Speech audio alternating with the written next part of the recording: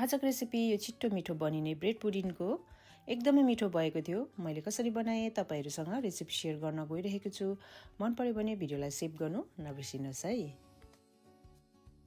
यसको लागि सबैभन्दा पहिला चिनीलाई क्यारामलाइज गर्नुपर्छ। स्वाद अनुसार चिनी राख्नुपर्छ। मैले यहाँनिर ठूलो चम्चीको 2 चम्ची चिनीलाई राखेर अब मिडियम हिटमा पकाउँदै छु।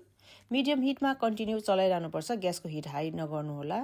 डढ्यो भने फेरि तितो पनि हुन्छ। त्यही भएर मैले मिडियम हिटमा यतिको भएपछि चाहिँ ग्यासलाई अफ गरेको छु र एउटा ग्लासको कन्टेनरमा यसलाई मैले ट्रान्सफर गरेको छु। तपाईहरुले कुनै पनि घरमा भएको सानो सानो बोलहरुमा पनि यसलाई सेट गर्न सक्नुहुन्छ। पाकेको चिनीलाई चाहिँ स्टिम हुने भाँडामा मात्रै सेट गर्नु होला। प्लास्टिकको भाँडाहरुतिर चाहिँ नगर्नु होला। अब यहाँ मैले 5 वटा ब्रेड लिएको छु। 2 प्रकारको छ। मेरोमा व्हाइट ब्रेड सकिसकेको थियो। त्यही भएर मैले 2 वटा ब्रियोज ब्रेड पनि एड गरेको छु। तपाईहरुले कुनै पनि ब्रेड युज गर्न सक्नुहुन्छ यो पुडिङ बनाउनको लागि। अब सबै ब्रेडहरुलाई चाहिँ मैले भाँचेर यहाँनिर ब्लेन्डरमा राख्दै छु। सँगसँगै 2 वटा अन्डा पनि राखेको छु। सँगसँगै मैले यहाँनिर स्वाद अनुसार चिनी पनि एड गरेको छु। थोरै मैले भ्यानिला एसेन्स पनि राखेको छु। छैन भने नराख्दा पनि हुन्छ। अब यसमा मैले 1 कप आधी चाहिँ दुध राखेको छु। सबै राखेको सामग्रीहरुलाई राम्रोसँगले ब्लेन्ड गरिदिने। सबै सामग्रीहरु राम्रोसँगले ब्लेन्ड गरेर चाहिँ यतिको चाहिँ बनाउनु पर्यो।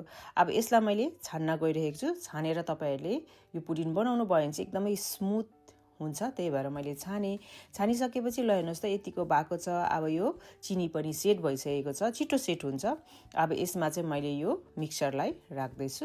अब यो रेडी भएकोलाई चाहिँ स्टिम गर्नको लागि मैले यहाँनिर पानी पनि रेडी गरिसकेको छु। स्ट्यान्ड राखेको छु। स्ट्यान्डमाथि चाहिँ अब बिस्तारै यो भाँडालाई राखेर 20 मिनेट हाई हिटमा स्टिम गर्नु होला।